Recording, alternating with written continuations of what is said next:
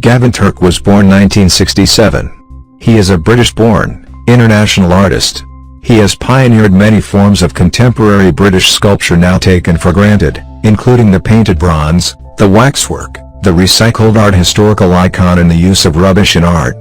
Turk's installations and sculptures deal with issues of authorship, authenticity and identity. Concerned with the myth of the artist and the authorship of the work, Turk's engagement with this modernist, avant-garde debate stretches back to the ready-mades of Marcel Duchamp.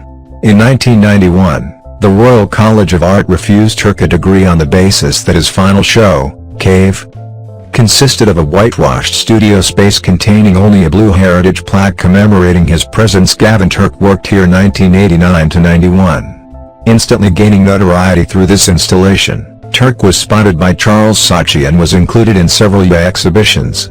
Turk's work has since been collected and exhibited by many major museums and galleries throughout the world. Prestel published Turk's first major monograph in 2013, showcasing more than 2 decades of his work, and in 2014 Trolley Books published This Is Not a Book About Gavin Turk, which playfully explores themes associated with the artist's work via 30 notable contributors.